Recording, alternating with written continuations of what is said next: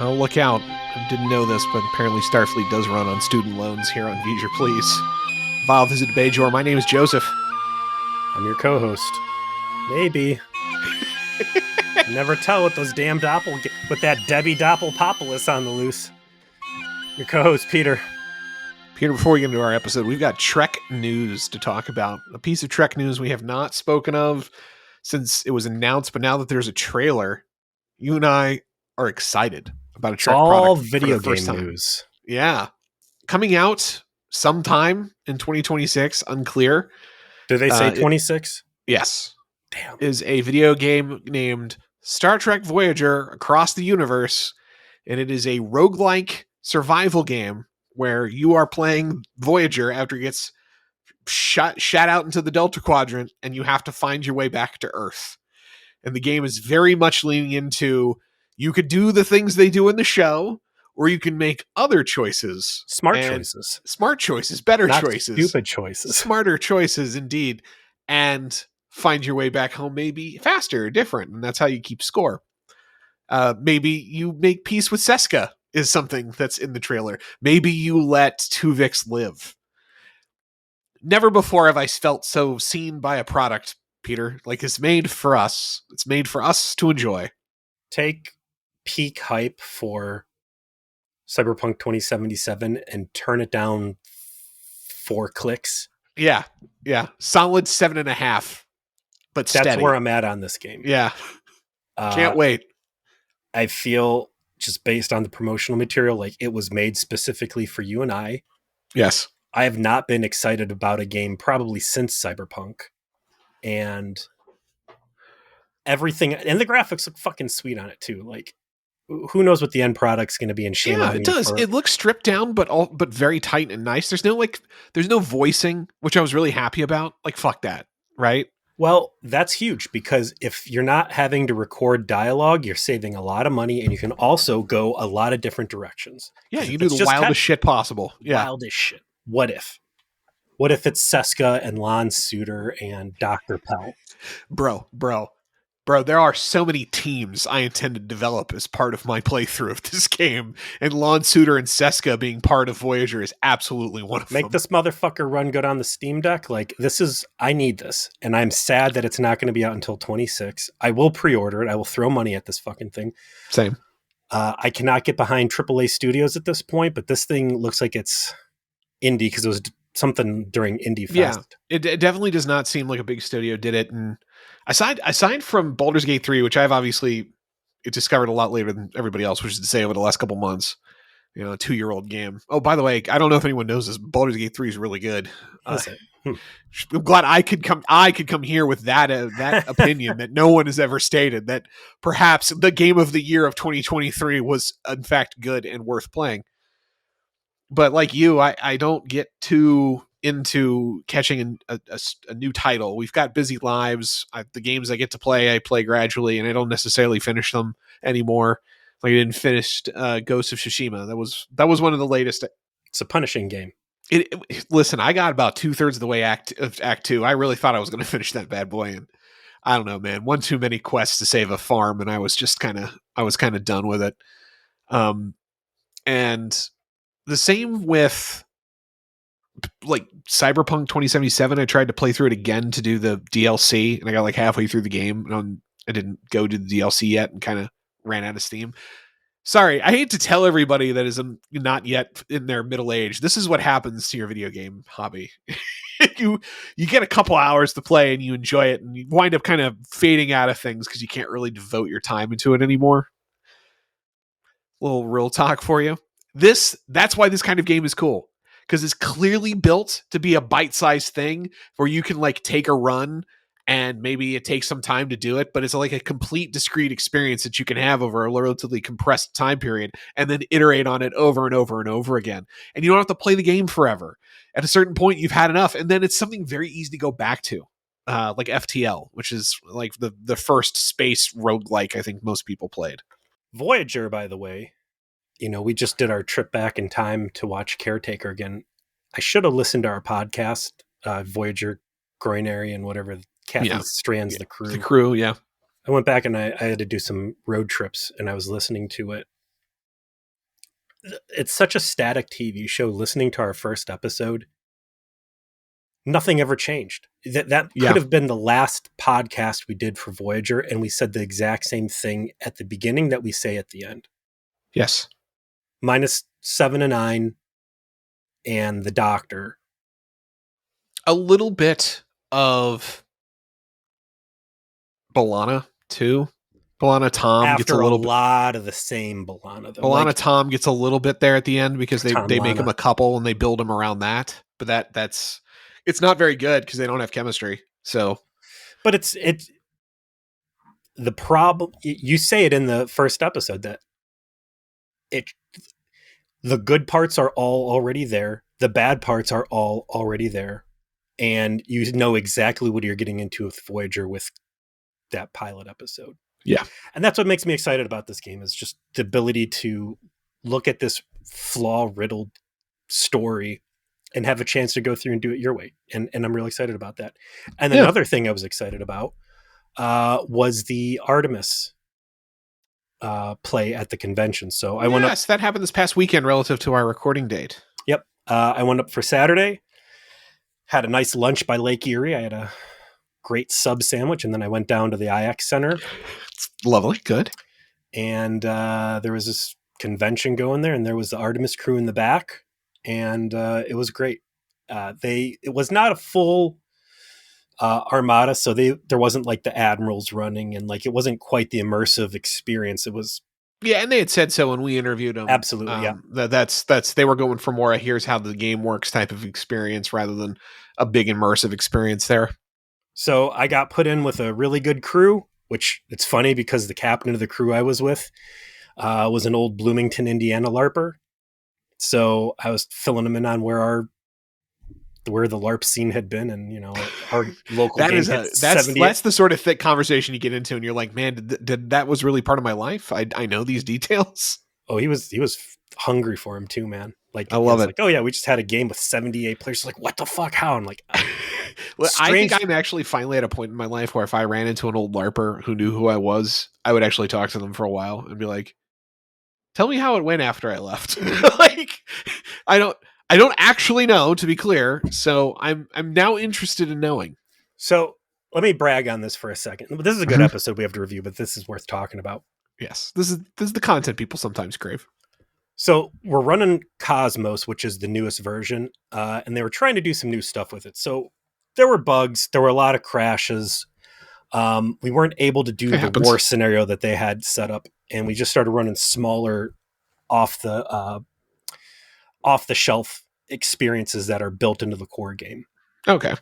And we hit some snags along the way. So we had some really good missions we ran, and then there were like, some blue balls where it's like we're doing this deep strike thing where it's limited resources, you're deep in enemy territory, there's one resupply craft, and it's like you really got to manage your resources. And like 45 minutes into the mission, we're attacking a space station, the game bugs, and like now we can't use phasers anymore. Like, and that's kind of like ugh.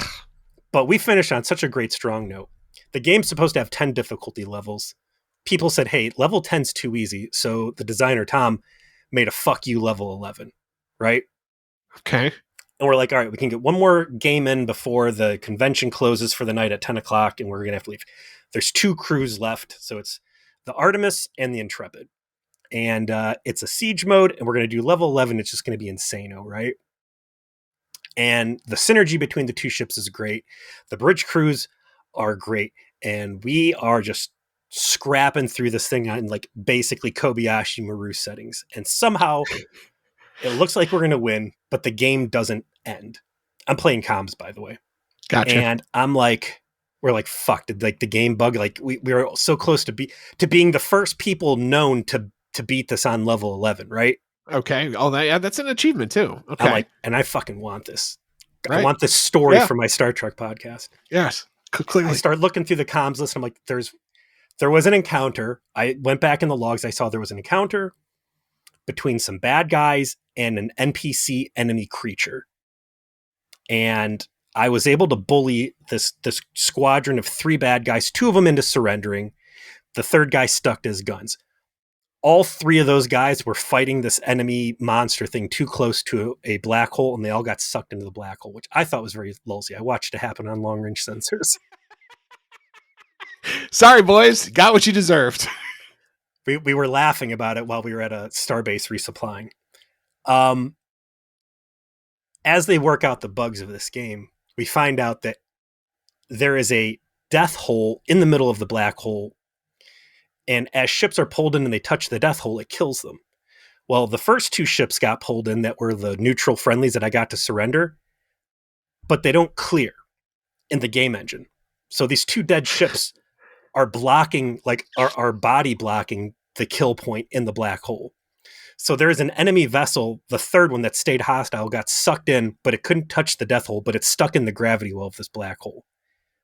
So this whole mission is tied up because something has survived a trip into a black hole. And we come up with this idea that we're going to skirt around the event horizon of this black hole, let it suck us in.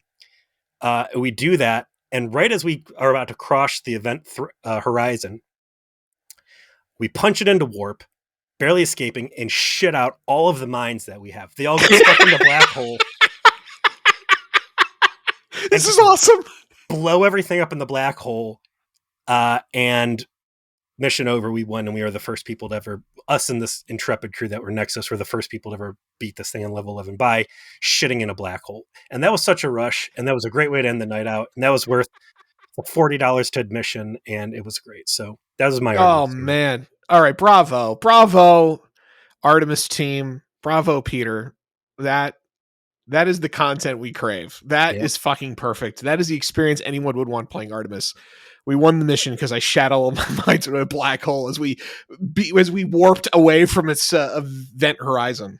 Absolutely. Because you bullied them on comms and surrendering, and you shouldn't have. You should have let them die.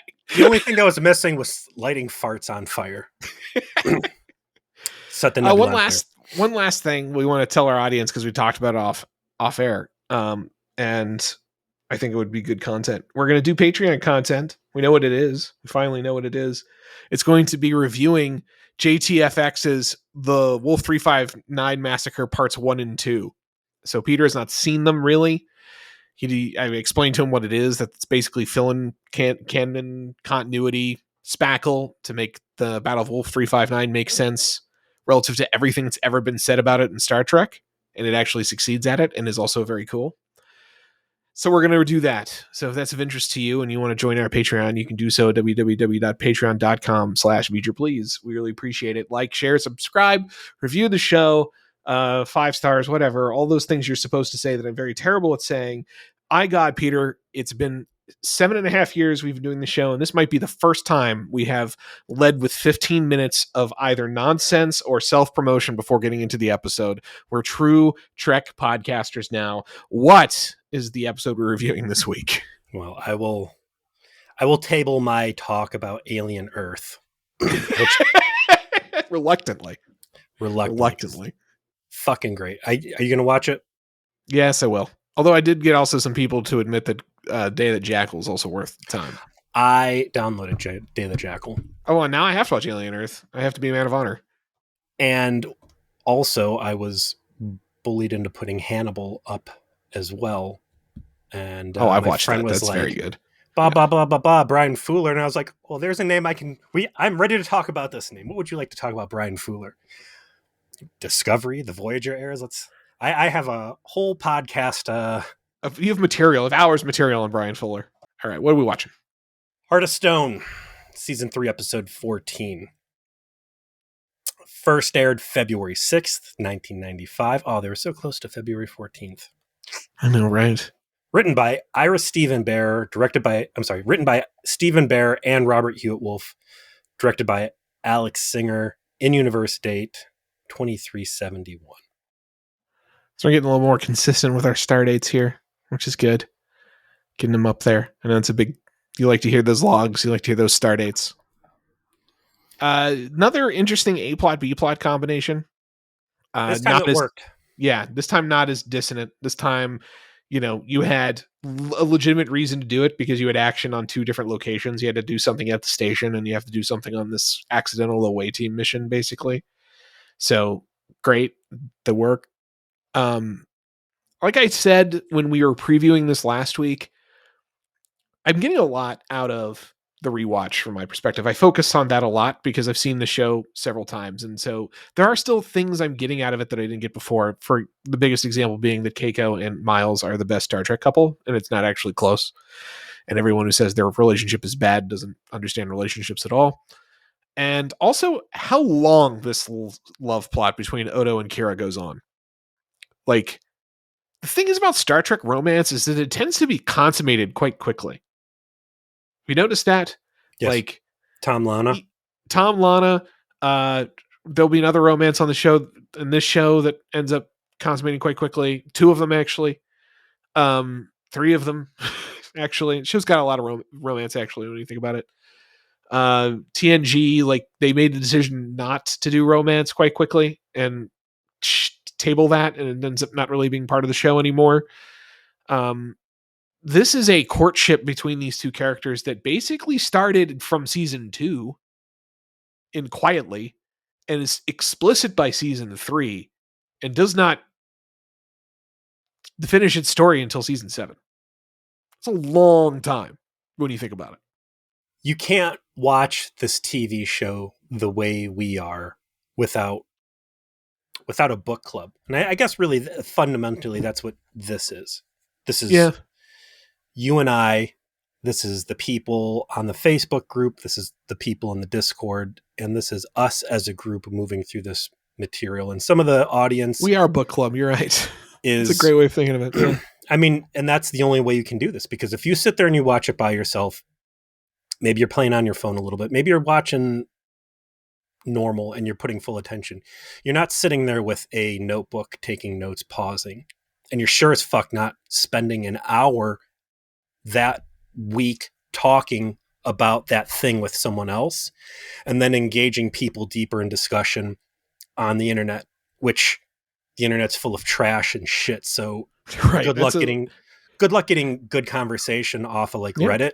But when it's a closed group, but when you can, like, we've had the success. I know where exactly you're going. We've cultivated a group of people we can have this running conversation with that we actually enjoy engaging. People don't always agree with us, and I don't always agree with the stuff that they're saying. But I did a half-hour podcast on my own, and the part of the Discord you're not allowed to go into, talking about scenes from the show that I disagree with them on. It was actually a lot of fun, where I tried to explain why I thought they were wrong, but I understand why they felt the way they did. Like, it's fun to be able to talk about this stuff. Absolutely. Dig into why Keiko and O'Brien are good without having a deeper conversation about it. Splitting these scenes up like that. You're like, I wasn't looking for this stuff before, but now that we're really talking about, these guys put their ass in on these scenes. And Deep Space Nine, unlike Voyager, unlike a lot of Enterprise, not a lot of television, period. Yeah.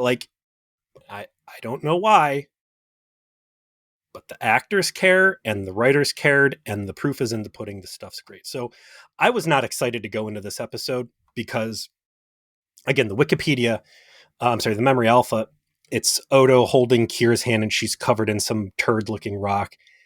And it's like, fuck, man, I know the Star Trek trope. It's, you're stuck and I'm going to confess my love. And, we're going to solve it at the last minute. And somehow it's good, right? Like, you were correct to what the premise was on the photo right off the rip, right? Yeah. You knew what was going to happen.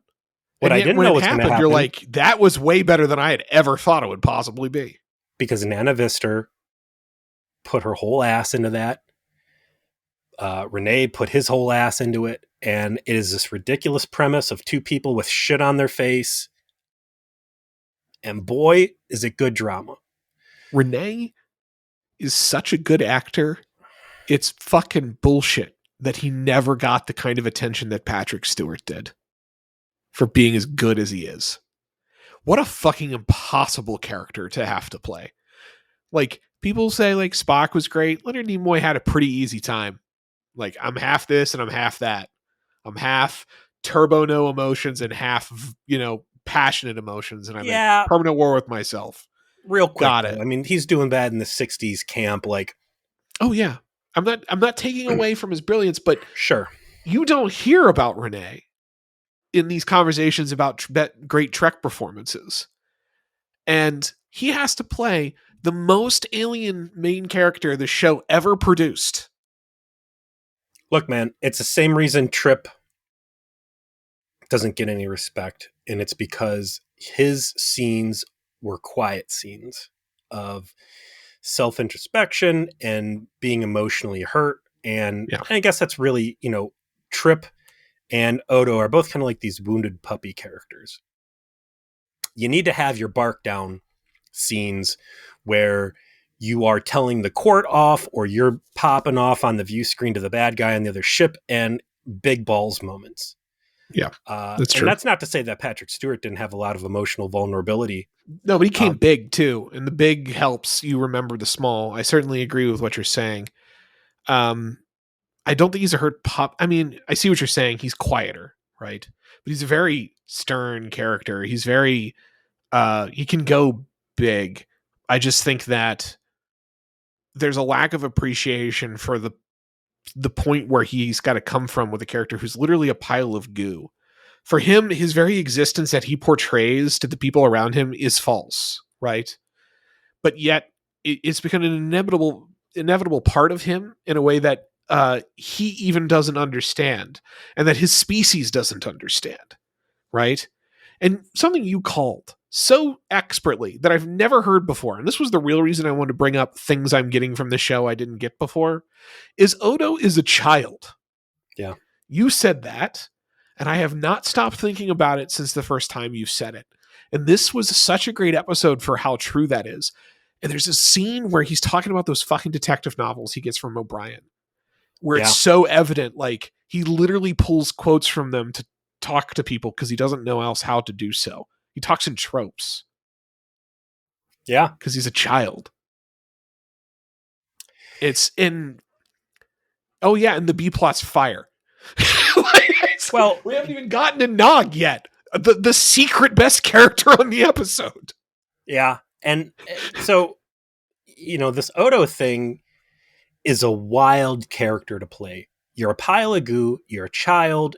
You're admitting your love. There's a lot of wild plays going on there. And you've got Kieran Reese, you got Nana Vister as this anchor where she is, I don't want to say the straight man in the scene, but she's the normal one. And she is able to take these traditional feelings in a very, oh my God, I'm afraid I'm going to die, like heart gut wrencher. And she's able to pop off with that so hard that that creates this very real thing in the middle of the room and lets him play on the outskirts and touch these crazy concepts. And it's like, you don't feel like it's out in left field. Like it centers everything and it anchors it. And it's just this great dance between the two of them. They've got excellent chemistry. They're both excellent actors. Yeah, the rock that's engulfing her looks stupid as fuck. That is straight up original series trash. I don't know.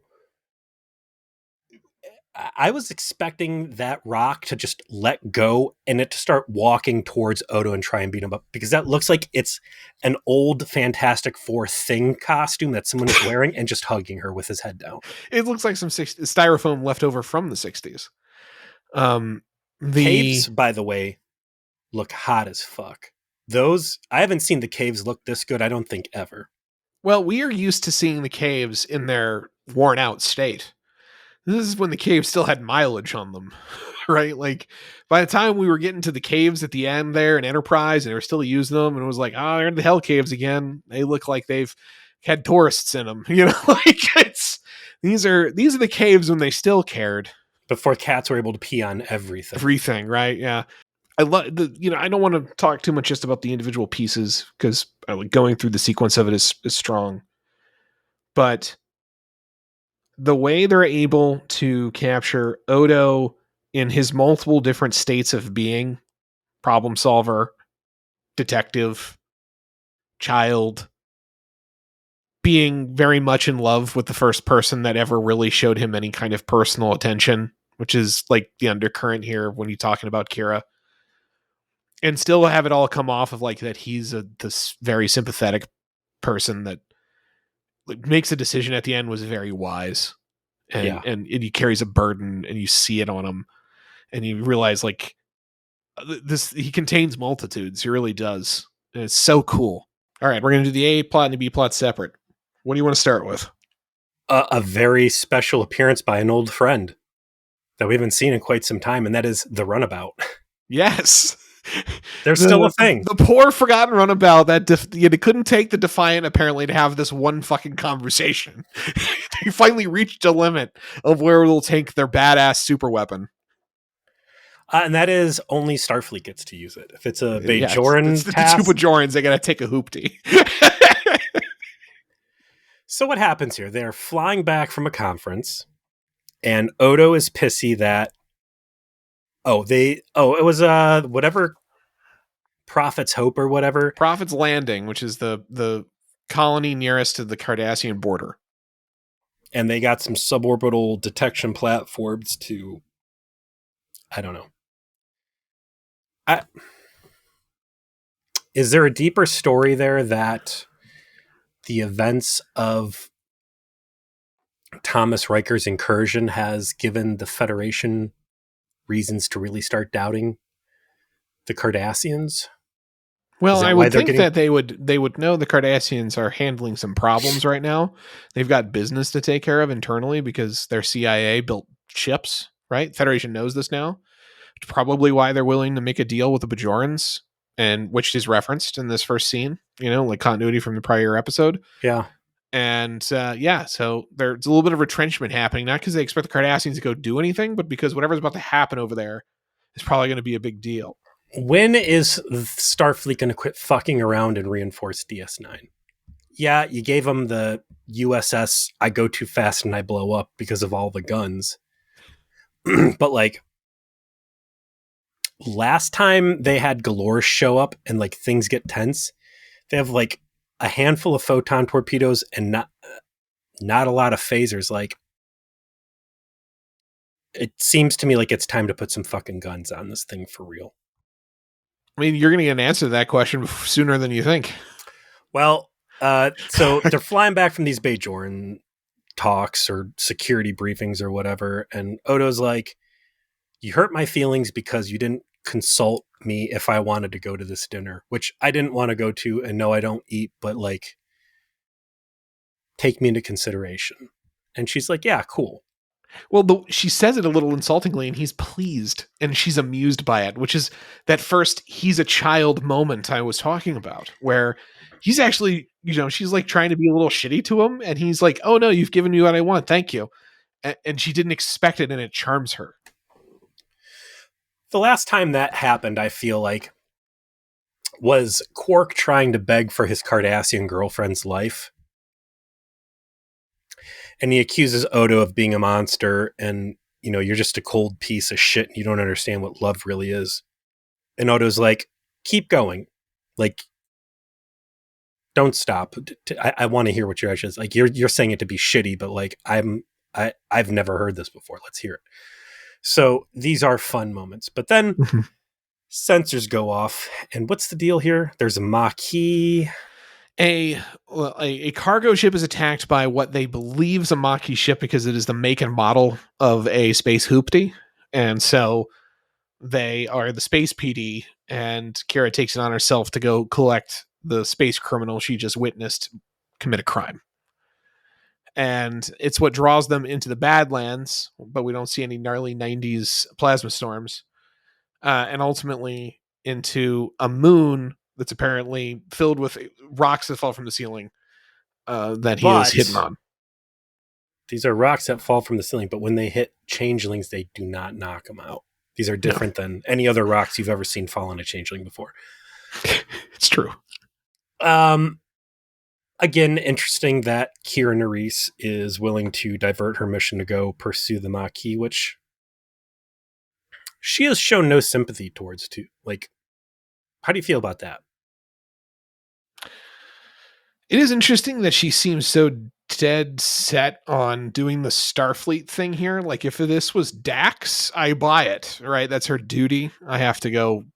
I know this guy's down here or there. I have to go get him. would be a bit of a stretch, but I could see Starfleet people putting themselves in that position. They're supposed to be that kind of people. But yeah, having Kira and Odo not be like, well, and fuck that guy, we're going home, is a Odo little, especially. yeah. Because Odo is not lawful good. No. Odo operates off of his own sense of justice, whatever random generated number that might be today. But Kira has really established it at this point as her, she's got a real politic in her, right? Like, I'm not saying she's a terrorist anymore. She's not thinking like it. She's not like she's not dogging Cisco going to his boss's level nonsense anymore. She's falling in the line and she's doing what she's supposed to do. She is lawful, but she's not a Starfleet officer, and this is a bit of a stretch for her to be this into going and getting this Maquis guy. She just went through this song and dance with Thomas Riker, right? Yeah. Go back to Sorry I Fracked Your Moon. The farmer episode where they destroy the planet to get perfectly power. Good planet, yeah. That they didn't have. Fucking terrible. But she has shown herself as a all too willing enforcer. Whether or not she agrees fundamentally with what's happening. So I suppose her going bounty hunter on this guy makes sense based on what we've seen this character do. But there's enough spackle that, as they get on this planetoid, we're told that transporters aren't going to work right. Tricorders aren't going to work right. Comm badges aren't going to work right. We've got all of our space magic basically hampered. The only thing that seems like it's working well is phasers. And everything else is going to be accessible only if you're within proximity. So the moon feels like it's going to fall apart. Of course, we're back in the caves. And as we just mentioned, the caves are looking the best I think they've ever looked. I don't think it's a rundown issue. I think it's a great lighting. And everything looks wet. And I think that does a lot of benefits. It does. You're right. The sort of like moist sheen they put on anything. They got all the fresh cat pee on it. Side note, this is in the Badlands. We just watched Voyager Caretaker, 2 episodes ago? Correct. So it would have been fresh in the Federation's mind that they lost a state-of-the-art ship within the Badlands. They think it's dead. They think they died there. I needed something in DS9 to reference that, and I think it's shitty that they didn't, because you did a crossover episode. That needs to be a big fucking deal. Like, yeah, what's the last one of the few Intrepid class ships we had just vanished into nothing? Just a starship at all. I mean, it's not like Starfleet's losing ships left and right here, and to have something brand new, state of the art, involved with the Maquis, which is so closely tied to this DS9 plot, like, this is crazy. That they don't touch it at all, and I think that just further shows. Especially because we know on Voyager they had made the decision in the series Bible from the jump that other ships had already been sucked in from the Alpha Quadrant, including Cardassians. So there could have been a whole plot about how, like, there was a whole bunch of ships that vanished from there, and they all have suspicions about one against the other, that the other one's picking off each other's ships in the Badlands and using plausible deniability to hide it. It's right there. That plot's waiting for you to just pick it out of the gutter. Here's the problem. It touches Voyager, and Voyager's Bible is squandered potential. So that is true. Well, maybe it was better off not being used. You're right. So they make the classic Scooby-Doo decision that they are going to split up. Kira's going to go one way, Odo's going to go the other way. Who's going to find scary ghost first? Maquis terrorist. And they're going to... By the way... They're going to hunt down a Maquis terrorist, and Odo's going in, again, as always, without a fucking gun. This is the first episode he's ever picked up a gun, by the way. It's in the Memory Alpha. Interesting. Yeah. Well, mainline, because obviously his Dark Mirror counterpart. I'm excited to see the next Changeling get shot if they all blow up the way that he did in the Mirror Universe. Explode like they're in Hellraiser, yeah. Explode like a water balloon full of milk. Wouldn't you know it, off screen, Kira has an incident, which She right gets there. trapped, and we find that when Odo runs back, her foot is in a piece of styrofoam. But it's a very aggressive form of styrofoam that has the exact same computer animation as the changeling animations. So that is a bit of a visual hint, I suppose. Well, look, man, it's 1995. There's Yeah, all not a those lot of animations look the same. You could have racked it up just to. That's the just what that dancing was. What it looks baby. like. The Yeah. dancing baby looks like a founder morphing. Although I guess we can answer that question right now because we know who that is. Unless she has a stunt phaser, that would be a founder being shot by a phaser, right? Interesting. I would presume they would have had access to having stunt phasers for this little adventure, right? They had their hands on a fucking Maquis ship. It's not exactly hard for them to find this stuff. Sure. It's like go mug the latest local terrorist using your Vorta / Jem'Hadar goons and bring back their shit. Sure. So here's the setup, right? She has stepped in something. Her foot is stuck. Her foot is stuck in a crystalline entity that is slowly starting to absorb her. And it's a double threat because A, she is being crushed to death. And eventually this thing is going to cover her head and completely suffocate her. And B, the asteroid is falling apart around them. So Odo has two different fronts of pressure on him to try to solve this dilemma and save Kieran Reese's life. And then put on the third dilemma, which is he's not able to think straight because he's in love with this woman and his world is falling apart along with this asteroid. That part of the plot is obviously great, and I want to return to it in a second because I want to throw one more punch to the dick to this episode. It's framing the stupid rock thing because it is the stupid part. From the very beginning, they just don't really they mention but don't interrogate that they could have just like cut her ankle off and taken her back, and Julian could have given her a new foot. I have that in there as well. I mean, it's the one thing where it's like I don't understand why that wasn't something you spackled for, because you put the show put it out there, and then chose not to do it because it's true. You would have had a new foot and just grown you a new one, brand new foot for you. I want to talk about that real quick because Geordi has a visor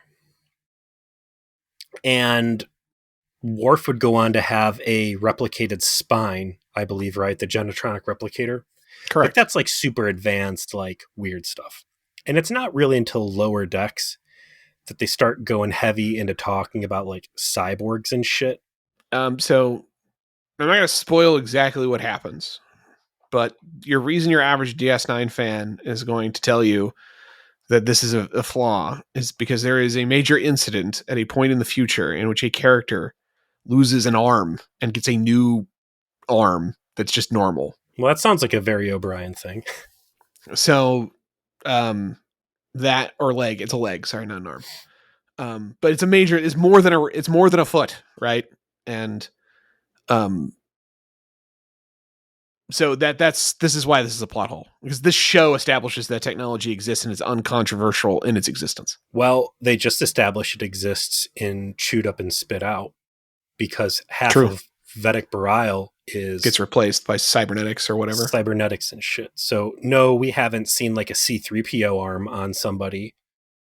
But yeah, like at a certain point when you're a dirty ass terrorist and you are caught in a bear trap, you are going to have to gnaw your own leg off to get away from this thing.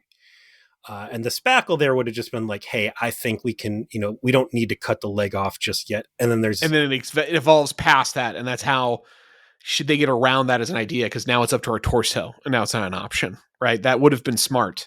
You could have built the plot around that and left a clue for later for you to go, the changeling heard that plan and realized it would lose their deniability. And so they advanced the deception. But yeah, that's in my notes too. Like, what point do you just cut the fucking leg? Even if you can't promise yourself a new foot, you are getting both people out of here. I'm almost sad to hear that they mainstream the idea that you can replicate limbs and stuff, because that's like another plot device now that is off the table, where you can just self-harm and self-mutilate basically to no consequence because this technology. Well, I mean, Star Trek's never going to be a kind of story that goes the direction of that sort of thing. That's just too dark. Star Trek is supposed to be about a people who have that impulse wouldn't exist. You wouldn't have people who do that anymore. I mean, like, hey, I got my arm blown off. My arm got chopped off in a turbo lift because we don't have doors or safety. I just flashed some blinking lights on there and now we've regenerated it. Like, that's kind of a cop-out. But the episode does a nice job building very understandable stakes of Kira might die, they both might die, and Odo is going to lose somebody who he loves, and Odo is willing to die to keep him off of his game. The Odo is actually very interested in explaining just how important people have been to him, such that he would rather die than go back to being what he was, which I think is a very important line that he decides to take in his self-discovery here. It's centered a lot on Kira, and obviously so.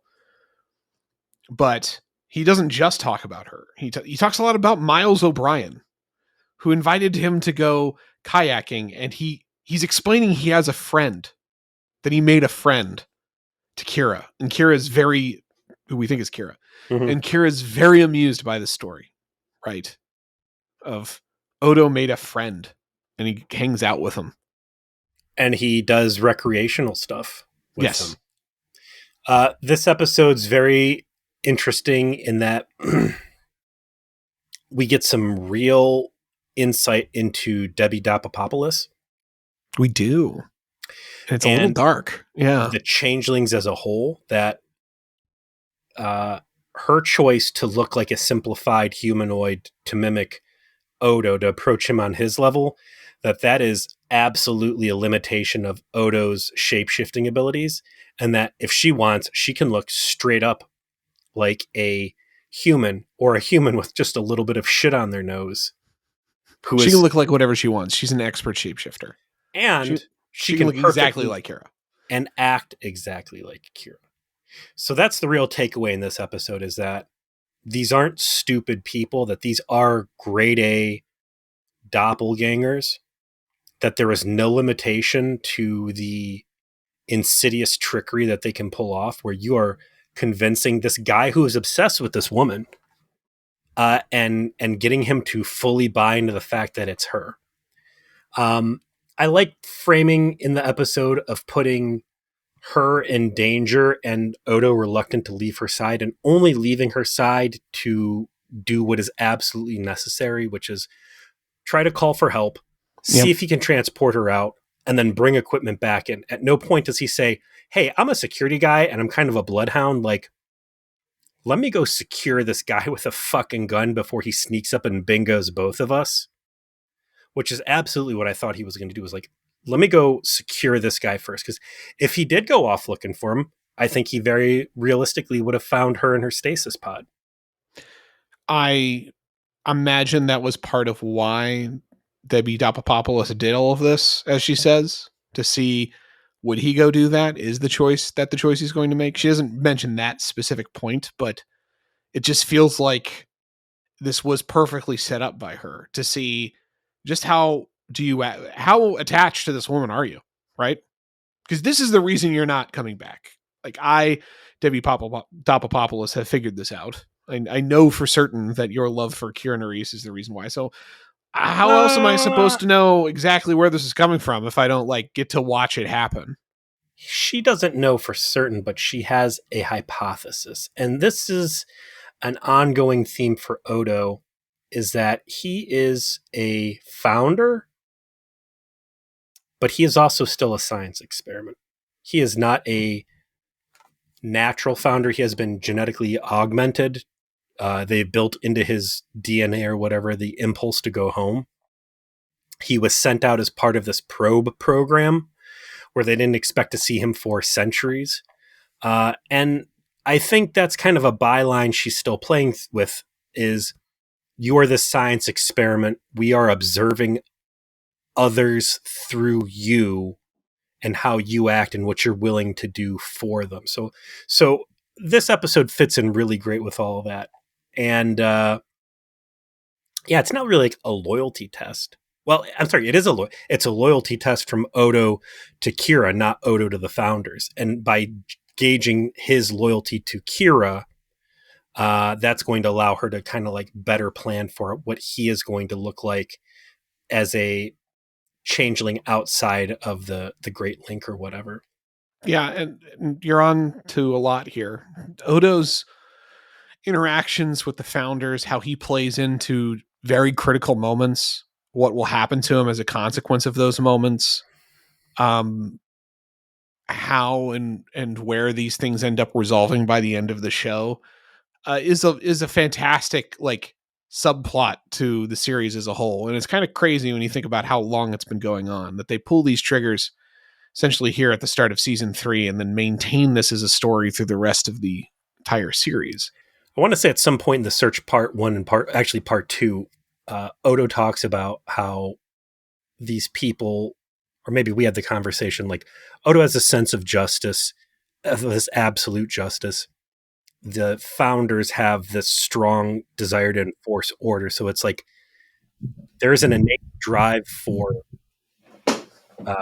order and control to varying degrees. And Odo is a more, hey, live and the founders are like, fuck everybody except for us, and we're going to put them all under a boot heel. Right. So it's interesting to see him playing by these mutual rules of engagement with them, because she's like, what are you going to do? You're going to shoot me? No changeling has ever harmed another. It played off to his benefit last time because she let them all leave scot-free in the search. This time he could zap her ass and put her down, but he lets her go. And I think that's building a mutual respect that I assume by the end at some point he's going to do them a big favor and talk them off of a ledge and show them a better way. And stuff like this is going to be critical in building that relationship with them. Oh yeah, there's a lot of material to get to what isn't probably the most inevitably easy to guess conclusion at the end, given this is Star Trek. But this goes to the rant I was going on earlier about how Renee does not get attention that he should as an actor, given the difficulty of the circumstances he's been placed in with this character. Like, compare this to the otherwise simplistic kind of templates that a lot of Trek actors wind up with on every other show. And then compare that to what he's dealing with. Not to mention, I mean, all respect, Deep Space Nine has a lot of this. And even the characters that don't start with it, they find ways to retrofit it on later that kind of work, like Julian Bashir, where like they decide to put the augment stuff on him to give him more, pathos in his character that he otherwise lacked because he was too perfect. He doesn't get the attention he should for the weight he's got to carry for the whole story of the show. These are the antagonists of the show. He is one of them, right? Like, this is a big fucking deal. And the way he interacts with them is how the protagonists learn anything. It's how the audience learns anything. And he's playing this very alien creature with a very alien mindset that has to adopt this both wizened old man energy and child energy at the same time. It's wild.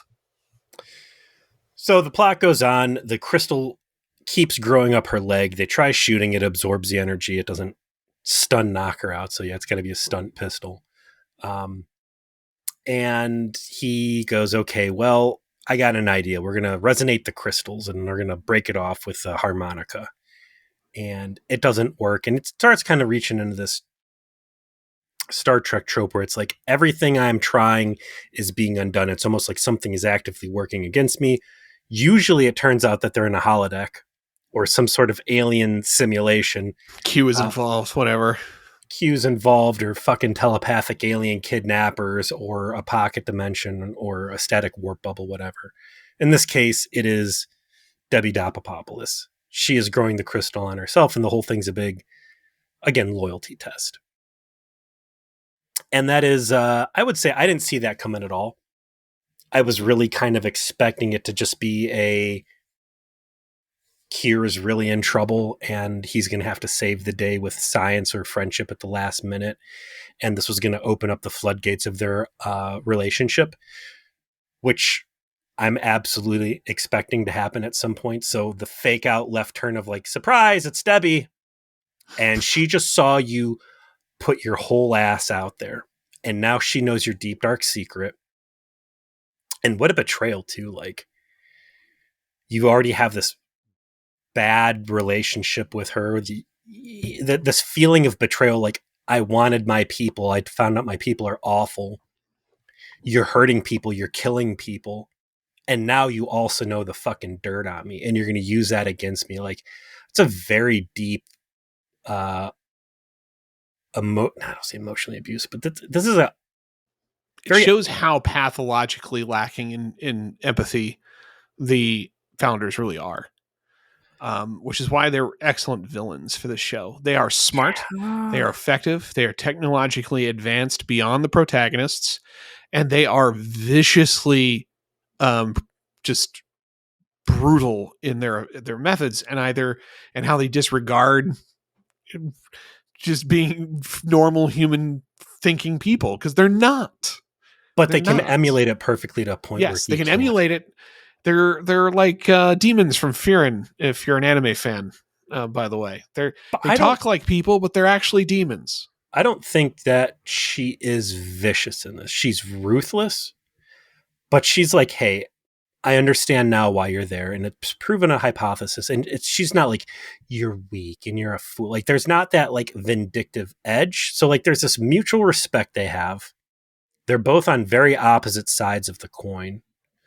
But there's still like this soft relationship. It's very interesting. It's not something you get a lot of access to in TV. And I'm excited to see where ultimately that's going to go. But by the end, she's revealed herself. Odo opts not to zap her. They part ways. Once again, she has shown this odd mercy towards him and spared Kieran Reese's life. Because I almost feel like the real battle here, the real war, isn't the founders, the Dominion versus the Federation, but for her, it's, can I bring this changeling, this foreign-born changeling, back into the Great Link? Oh, wow, you're really good at this, Peter. God damn, dude. Because I'm sure like the Dominion's like, yeah, we'll steamroll Starfleet, not a big deal. Like, here's the bigger crisis of faith for us. So again, seeing the soft with they're interacting, even under these very ruthless terms, is fun. Kira wakes up, she's fine. She doesn't remember what happened. Because you're nailing it, right? Like, she could kill Kira. She could do whatever she wants. But if she does that, then she can't succeed in her goal, which is get Odo to join because he wants to. He gives up these things of his own free will. If you take them from him, then you've taken away his ability to choose, and he's just going to hate you, right? Or you take away the thing he loves, and then he comes back. It's a flawed experiment. This is fundamentally free will. It's like she's going to conduct this war against the Federation specifically to convince Odo to stop caring. The decision that Odo makes not to tell Kieran Reese, like, yeah, I figured out she was bullshit because she said she loved me, and I don't think you actually love me. And I thought she did a pretty good job trying to sell it. Like, I just said I loved you because I'm about to die and I wanted to, like, make you feel good. Like, it's not bad. And you can see the point where, like, security chief Odo clicks in, where it's, like, all self-down. Like, okay, I've allowed my feelings to cloud my judgment. Now I'm going to look critically and I'm going to solve the plot here. So, fun. And again, I really thought the cave scene, you know why? And I didn't want to watch this episode because it felt like this shit where Voyager, like, B'Elanna's going to die from something. Yeah. And it just feels cheap and stupid and there's no real emotion behind it. And Voyager did that a lot, I feel like. It worked on occasion, but not often enough. When they have like these moments of space trauma and they're confronting their emotions and feelings about things. It takes different forms. Obviously, there's the famous Chakotay and Janeway are stuck on a planet together, and are they going to have a relationship or not? Yeah, but specifically, someone's life is on the line if they don't solve the dilemma. So, great job with a good fake out premise. Great job with a doppelganger last minute swap and some real juicy dialogue there. So that's all great. Surprisingly excellent. Great Dominion world building. Great Odo background exploration. I thought that Odo was a Bajoran word, but it's apparently Cardassian. All right, now that's all out of the way. We got to talk about this amazing B plot before this episode's 2 hours long. I really appreciated having the comedic offset on the B plot because that was a very heavy A plot. Yes. And the B plot comedy is there, but there's also genuine, like, good emotional intensity there as well. It literally contains the scene that Aaron Eisberg thinks is the best scene he ever had as an actor. The memory alpha for this is pretty great because he says, like, hey, did you know that Avery Brooks is a really intense actor and he really like helps you come up to his level in a scene? Never would have fucking guessed. Real quick, before we go too deep in this, I want to jump back to A plot real fast. When like everything looks bad and they're like, well, we've been through worse things this before. And they're like, no, we haven't. And I'm like, have you been watching the same fucking show I have? You're stuck in a cave that's falling apart. This is a That was in like the Bajoran trilogy at the beginning, right? When you're doing that same thing with Dax, getting stuck in a cave. Is Rumpelstiltskin here? No. What about that time you got trapped in the Joe Dirt People's game? How about when the Jem'Hadar were tearing your ship apart? How about every other dilemma I think is worse than being in the caves with a rock monster? Weren't you a terrorist? Didn't you have to deal with like slitting Cardassian throats? What about when you were trapped on Cardassia with your fake dad and the Obsidian Order was going to execute all of you before Garrick came in and gunned everybody down? Remember the time you went to that prison camp with your murder hobo friend and you just killed everyone and took all the hostages? That was pretty... I mean, it worked out, but that had pretty dicey. You had to act like a hooker. What about the Civil War where you guys were going to be executed? How about the time when the space elves were trying to kill everybody to cover up their secret mid-tier weapon program? How about the time, out of curiosity, do you remember when you accidentally sent people back in time and they undid reality and everybody you knew was dead? And it all came down to O'Brien using the last of the three options and just guessing which one it would be. I don't know. They might still be struggling with the memories of the fact that she got kidnapped by the doppelganger of a officer on the flagship and then brought deep into Cardassian space where they whoopsie-doodled over in a diplomatic incident of tremendous proportions. She exploded a replicator. There's so many good, like, oh my god.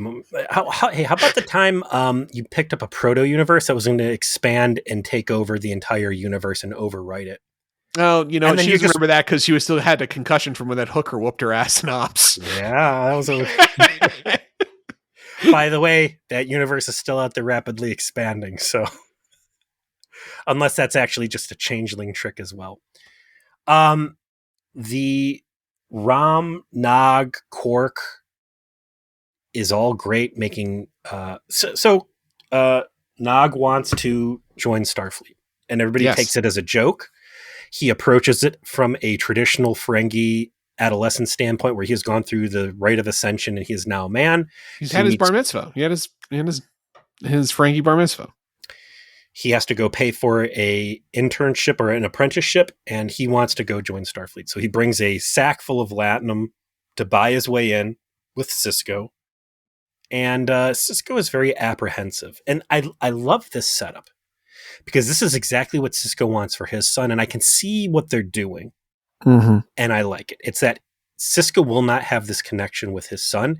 They're going to give this connection between Nog and Sisko, and it's such a unsatisfying pairing on the front end for him, and it's going to like pay off big because like this is going to be the diplomatic bridge, one of many diplomatic bridges that Sisko is going to establish. This is going to bring the Federation and the Ferengi in closer. It's going to be this hand of brotherhood extended. You literally watched the Lower Decks episode where that comes true.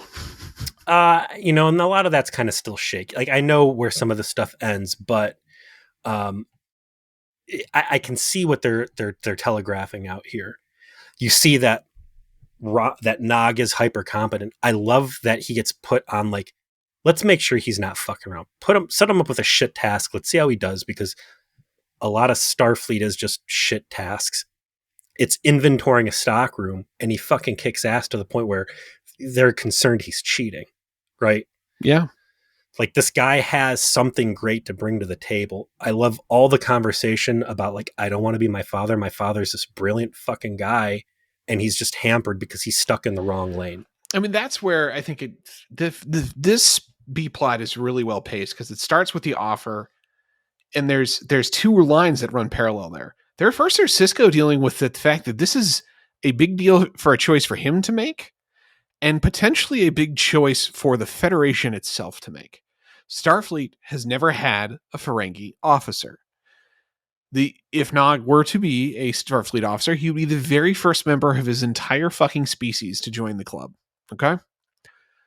First, out of curiosity, when Worf comes on, is there a camaraderie between these two? Because they're both pathfinders for that species joining the Federation. Or, I'm sorry, joining Starfleet. To explain the answer to that question is to reveal too much. Okay. The weight would be on Sisko to even let him try. He has to write a recommendation to Starfleet to say, I want to allow this fucking Ferengi juvenile delinquent on the space station the chance to join our elite force of space professionals. That's elite force of gas station attendants. Regardless of what specifically they're at, everything in Starfleet touches high technology and important things. And it's a big sign if a Ferengi joined Starfleet and became essentially a citizen of the Federation to do so. And yeah, like when she talks to Dax, I love that Dax is like, oh man, I wanted a Ferengi to join Starfleet because she's got a much more metropolitan attitude about the multi-species coalition. And she likes Ferengis a lot. And she likes Ferengi, but like Nog? Nog's going to be the one? That's rough. That seems like a tough pick. But at the same time, what have we discovered from the previous episode is that Sisko has learned to learn from his son's example and treat Nog seriously and treat his culture seriously. And he has come to him and given his life savings to him. What a moment for a Ferengi to be so invested in doing something that's what you do. And he knows that because he's memorized the rules of acquisition. So invested in that moment to reject his own culture and want to assimilate into yours, because he has identified what the problems are, and it's problems that Sisko has identified himself. And again, I love the fact that this is exactly what Sisko wants for his son, and it's coming from this guy that he started off despising and wanting his son to have no part of, and being forced by his son to accept his presence. And now watch as, hey buddy, if this is really something you wanted someone to take your, like to move under your wing and look for this mentorship and join this organization, like here it is. You just need to open your eyes and accept it. I love the scene that really ties this all together. Here's a great moment. The scene where he makes the offer, the scene where he's in the bar and he watches his father get abused by Quark, and Jake comes in and says, oh yeah, I told my dad it was a joke, and he freaks out. It's all great. But I can see why Aaron Eisenberg thinks his best scene as an actor is when he confesses to his actual motivations. Like, Sisko beats it out of him with intensity. Of like, there is something you're not. Why the fuck are you giving me your life savings and telling me you want to join the Federation? It's not just because you think you have a lot to offer. Do you think that Sisko went into that scene saying, I'm going to push this guy to the breaking point and I'm going to get him to confess? and see what his true motivations are? Or do you think that Sisko thought about it and said, this isn't, I don't feel good about this. I'm not going to do it. Like, I feel like he went into that scene with an honest, like, I'm not doing this. I think he went into it to push, knowing that the answer could be that he's not doing this. But if he pushed hard enough, he might find a way to say yes. There's no way he cared enough to try and make him tell him the truth. Not, I want to say he wasn't being deceptive. He just wasn't revealing the depth of his soul. And he needed that out of him before he goes out on a limb and says, I think this should be the first guy to join Starfleet as a Ferengi. I gotta know why he wants it. And he reaches in real deep to Nog and he pulls it right out. And Nog, sir, like, I don't want to be my father. My father is a mechanical genius. He fixes replicators in a bar because I'm like him. I'm not a savage businessman. I'm not going to make it in Ferengi society. I am too good a person. I don't think he drags it out of Nog. I think that no was genuine, and I think that Nog drags it out of himself and offers it up there, and then at that point there's a change. That's probably a better way of putting it. Yeah, I would agree. Great scene, and I also love the follow-up scene where it gets revealed to Rom and Quark that he wants to do it, and Quark's like, absolutely not. And does Quark have a confidant? Not really. That's his problem. Odo. Like I think the realest talk that he's had has been with Odo. And I love that. And Odo, his many ex-girlfriends, but yes, Odo most prominently. I like that Odo calls Quark out as a friend too. Like, man, talk about, it's not just, hey, I love Kira Nerys. Or I have a friend in Miles. It's like, I actually am friends with Quark. I'll admit it right now. All of these people are emotional liabilities for me. And that's something I would like to see him worry about, is like, oh, fuck, I just put targets on all my friends' heads. Everybody's at risk now to this terrible changeling threat because I have shown this lady like my character sheet. That is true. And I don't want to take away from the moment you're talking about, which is that Rom asserts his position as the actual father of Nog and gives him permission, and like has that rare moment where he can tell Quark, it's going to be the way I want, not the way you want, because he's not your son. But I do think that, going back to the A plot, I realize now more that like Odo treats Quark like like a detective novel on purpose. He plays out his detective novel fantasy with Quark. That's why he likes to not arrest Quark. He likes to just catch him and then put him in jail for something to do. His jail fetish. Yeah, like it gives him something to do, to have a local criminal that's like channeling all of the black market stuff, so he can go and decide to push him around whenever he wants. In the future, they're real sexy loosey-goosey. In the 24th century, as we found out in season 1 of Next Gen, they're also real liberal about who they show their slash fic collections to. And like O'Brien's like, here's this really cool like Dixon Hill stuff I have, and also all this jail porn. You might be into that too. And Odo's like, oh, I do like this. Quark, come here. I would like Quark to have a confidant, because like his world is falling apart around him. He has had the best understudy ever, which was Pell, right? What was that? It was Pell was the Ferengi that was actually a woman. Girl, that he paid to like his nephew is betraying the entire Ferengi nation and going into Starfleet. Like, he's got his own deep-seated good guyisms that are taboo. Like, is he surrounded by people that are letting down Ferengi, or has he created a safe harbor for broken toys to rally under him because they see that deep down he's a good guy and that they can get away with their nonsense under his watch? That's a good point. I don't know if there's a clean answer to that, Peter. I think that's a topic to revisit as we watch the show, to be honest. This episode, it's been very long. We've had a long conversation. I think we're going to kind of wrap it up here, because otherwise we'll never stop. Mm-hmm. But I think this might set the world record for you, like, just being a heat-seeking missile with your instincts into the future of the show. And I find that fascinating because it goes to show how good the writing is that they thought of it at the time too. Right? Yeah. They saw what you're seeing and had plans that evolve into exactly the kinds of things you're thinking. And I think I'm finally hitting on why this show is good, because it was made by people like you and me who think like you and me. And there was no way to really quality check that thesis until I watched it with someone who didn't see it. So I just want to say, like, this is really crystallizing how that's the secret sauce here. You said it. Obviously, the actors all care. You can't.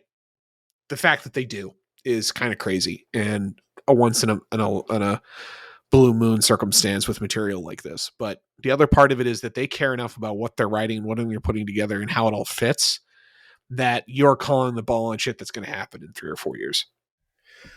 Before we move on from this episode, 2 things I want to say. One, practical models look so good. When the runabout is set down on the surface of this planetoid that's falling apart, and like there's like lightning flash and stuff, it looks so good. And having just watched Aliens and being reminded of like what old models look like in that, I don't say horror, but like that gritty kind of 80s sci-fi, like so good. Also, shout out to the kayaking scene where Odo's just talking matter-of-factly about like the sea shanties that O'Brien's singing, and his constant rotator cuff injuries. Well, the recurring character, the rotator cuff. That O'Brien's favorite ancient sea shanty is Louie Louie. It is ancient by their standards. Yeah, but it like totally feels me. O'Brien's like, well, this fucking guy does. Oh yeah, Rolling Stones or yeah, Master P was really known for his old. The ancient work of Sir Mix-a-Lot. Of Busta Rhymes for sea shanties. Flip Mode was well known on the high seas. Anyway, this episode was really good and you should watch it. What are we seeing next week? Season 3, episode 15, Destiny, and it is I'm guessing that's a comet. An ancient Bajoran prophecy of doom complicates the first joint Bajoran-Cardassian Federation science mission, an attempt to establish a permanent communications link through the wormhole. Well, listen, if they couldn't do it in Eye of the Beholder, was that what it is? Eye of the Beholder? Yeah, they're trying to. They can't do it in Eye of the Needle. They can't do it here. They are attempting to bring back some of the the prophets and him as the emissary stuff. Yeah. I kind of did forget in my own way how off camera some of this has been for a lot of the run up of the show. This first 3 seasons, relative to what's going to end up happening in the future on this stuff, not too much of the prophets and the spiritualism of him being the emissary. It's present in his tension with Kai Wynn, but not really anything else.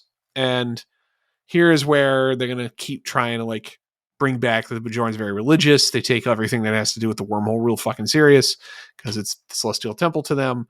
And Cisco has a very unique role to play with aliens who, by the way, still in there. I know we haven't seen them in a while, but they're real. So that next week, as we cover pulling fiber through heaven. I like it already. We'll see you next week.